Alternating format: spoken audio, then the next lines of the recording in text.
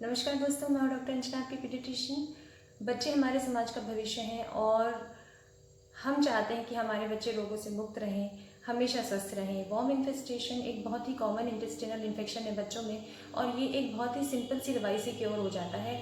आज warm infestation के बारे में हम सब कुछ जानेंगे, ये कैसे होता है, बच्चों में ये क्यों होता है और इसको प्रिवेंट करने के लिए और ट्रीट करने के लिए हम क्या मेडिसिन दे सकते हैं, किस डोज में दे सकते हैं और कितना फ्रिक्वेंटली दे सकते हैं।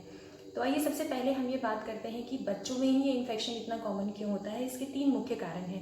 पहला मुख्य कारण ये है कि बच्चे बहुत फ्रीक्वेंटली अपने हाथों को मुंह में लेते हैं, उनके हाथों पे लार्वा लग जाते हैं, एग्स लग जाते हैं वॉर्म्स के, और वो सीधे उनके पेट में जाते हैं जहाँ पर वो इजीली ग्रो हो जाते हैं। दूसरा मुख्य कारण है बच्चे की आंतें जो होती हैं वो छोटी होती हैं और छोटी आंतों में वॉर्म्स को फैलने की जगह बहुत ज़्यादा नहीं मिलती, इसलिए थोड़े से ही इन्फेक्शन से, अगर थोड़ा ही सही इन्फेक्शन फ्लरिश हुआ तो बहुत जल्दी सिम्टम्स आते हैं। बच्चों में पेट दर्द और उल्टियाँ वगैरह स्टार्ट हो जाती हैं। इन सिम्टम्स के बारे में भी हम डिटेल में बाद में बात करेंगे। तीसरा मुख्य कारण है बच्चों की जो इम्यूनिटी होती है, उनका जो इम्यून सिस्टम होता है वो इतना मेच्योर नहीं होता जैसे हमारा होता है जो वॉर्म से लड़ सके, इसलिए थोड़ा सा इन्फेक्शन ही बच्चों को बहुत ज़्यादा सिक कर सकता है। ये 3 मुख्य कारण हैं जिसकी वजह से बच्चों में वॉर्म्स का इन्फेक्शन सबसे ज़्यादा होता है।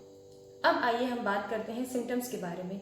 हम पहले कॉमन सिम्टम्स के बारे में बात करेंगे और उसके बाद 4 जो मुख्य वॉर्म इन्फेस्टेशंस हैं बच्चों में, tape worm, hook worm, pin worm और राउंड वॉर्म, इन चारों के अलग अलग सिम्टम्स, डिस्टिंक्ट सिम्टम्स क्या हो सकते हैं हर वॉर्म के, उनके बारे में बात करेंगे ताकि आप इसकी सिम्टोमेटोलॉजी को और अच्छे से समझ सकें। जो सबसे कॉमन सिम्टम है जो किसी भी वॉर्म इन्फेस्टेशन में हो सकता है वो है पेट दर्द, चिड़चिड़ापन, भूख ना लगना या बहुत ज़्यादा भूख लगना, वजन कम होना और पॉटी में खून आना। ये किसी भी वॉर्म इन्फेस्टेशन के साथ हो सकता है।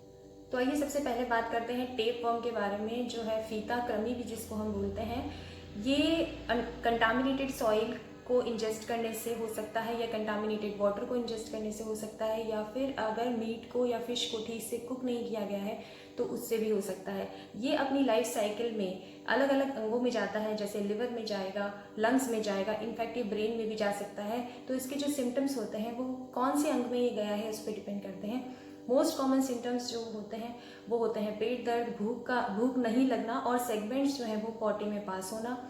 अगर ये लिवर में गया है तो जॉन्डिस हो सकता है, उल्टियाँ हो सकती हैं। अगर ये लंग्स में गया है तो खांसी हो सकती है, सांस भर सकती है, और अगर ये ब्रेन में गया है तो झटके भी आ सकते हैं। इसीलिए अगर आपको इस तरह की किसी भी सिम्टम्स को देखा है आपने अपने बच्चे में तो आपको अपने पीडियाट्रिशियन से ज़रूर कॉन्टैक्ट करना चाहिए। ट्रीटमेंट वही है एल्बेंडाजोल और इसका डोज हम एंड में डिस्कस करेंगे।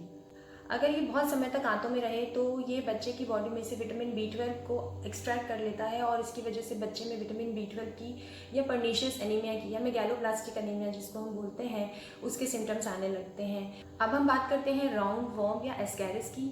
ये भी पेंसिल के जैसा होता है और कंटामिनेटेड सॉइल को इंजेस्ट करने से होता है या कंटामिनेटेड पानी को पीने से होता है। ये भी अपनी लाइफ साइकिल में लंग्स में जाता है और उसकी वजह से खांसी को कर सकता है, पेट दर्द, उल्टी होना, दस्त लगना, ये कॉमन सिम्टम्स हैं। लेकिन अगर ये लंग्स में चला गया तो सांस की तकलीफ भी बच्चे को हो सकती है।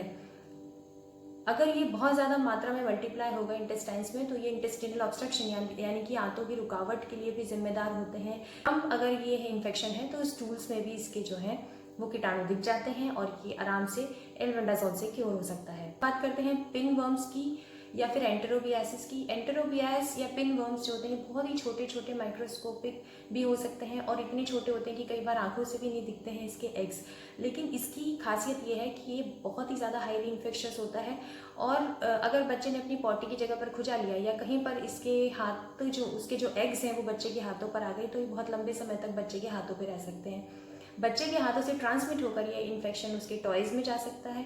उसके एग्स जो है वो टॉयज़ पर, टेबल पर, आपकी किसी भी सरफेस पर 3 वीक्स तक जिंदा रह सकते हैं। इसलिए अगर घर में कोई दूसरा बच्चा है तो वो बहुत जल्दी पिनवर्म से इन्फेक्ट हो सकता है। इसके जो मेन सिम्टम्स हैं वो ये हैं कि बच्चे को रात को सोते वक्त पॉटी की जगह पर बहुत तेज़ खुजली चलती है, उसको पेट दर्द होता है और खुजली करते करते इतनी खुजली चलती है कि बच्चा जो है वो वहाँ पर रैशेस कर लेता है।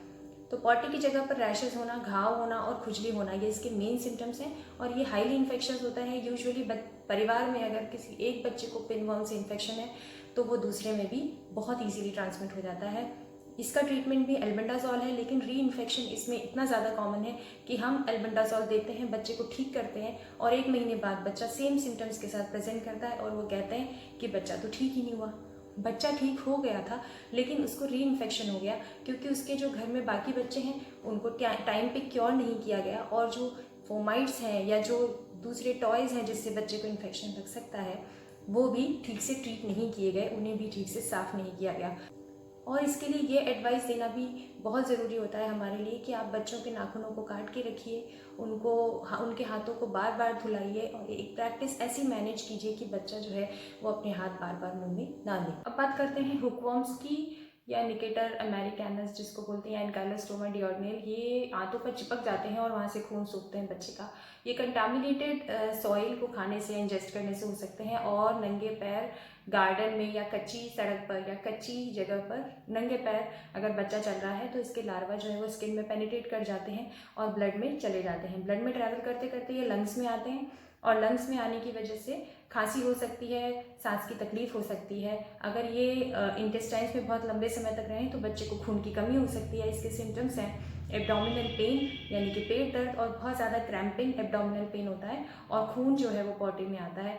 इसका भी एक ट्रीटमेंट है एल्बेंडाजोल। तो आइए अब हम बात करते हैं कि एल्बेंडाजोल की जो प्रिवेंटिव कीमोथेरेपी है वो WHO ने या वर्ल्ड हेल्थ ऑर्गेनाइजेशन ने क्या प्रिवेंटिव कीमोथेरेपी एडवाइस करी है। 5 साल से छोटे सभी बच्चों को एल्बेंडाजोल 400 मिलीग्राम दिया जाता है। 2 साल से अगर बच्चा छोटा है तो 200 मिलीग्राम्स, और 2 से 5 साल के बीच में है तो 400 मिलीग्राम। ये एक डोज दिया जाता है हर 6 महीने में। ये WHO ने रिकमेंड किया है और ये सभी सरकारी स्कूलों में भी दिया जाता है, सभी डिस्पेंसरीज में फ्री में अवेलेबल होता है, और ये सभी मेडिकल स्टोर्स पर भी ओवर द काउंटर ये मेडिसिन अवेलेबल है। तो 5 साल से बच्चा अगर छोटा है तो उसको वॉर्म इन्फेस्टेशन की रिस्क बहुत ज़्यादा रहती है, इसलिए हर 6 महीने में 2 साल से छोटे बच्चे को 200 मिलीग्राम और 2 से 5 साल के बच्चे को 400 मिलीग्राम ये एल्बेंडाजोल जो है वो सिरप फॉर्म में भी आती है और टैबलेट फॉर्म में भी आती है। जैसे भी आप अपने बच्चे को देना चाहें आप दे सकते हैं। अगर पिनवर्म इन्फेस्टेशन है, अगर बच्चा पीछे की जगह पर बहुत खुजाता है, रोते रोते रात को उठ जाता है और पीछे खुजाने लग जाता है, तो एल्बेंडाजोल को 14 दिन बाद यानी कि 2 सप्ताह के बाद में डोज रिपीट करना है और इससे वो इरेडिकेट हो जाएगा। और साथ ही जो दूसरी चीज़ें मैंने आपको बताई जैसे कि proper hand washing, proper nail cutting, ये सब हमको करना चाहिए बच्चों में, ताकि बच्चे जो हैं वो वॉर्म इन्फेस्टेशन से दूर रहे। लास्ट में जाते जाते मैं एक टेबल आपको दिखा रही हूँ। इस टेबल में अलग अलग इन्फेस्टेशंस में अलग अलग एल्बेंडाजोल का क्या डोज है ये दिखाया गया है, लेकिन ये सिर्फ इंफॉर्मेशनल पर्पस के लिए है।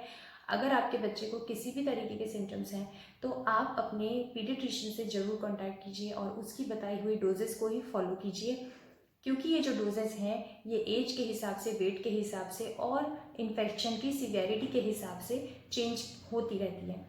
तो ये सब था वॉर्म इन्फेस्टेशन के बारे में। अगर आपको कोई सवाल है तो कमेंट बॉक्स में ज़रूर डालिए और मेरे चैनल को सब्सक्राइब कीजिए। Thank you.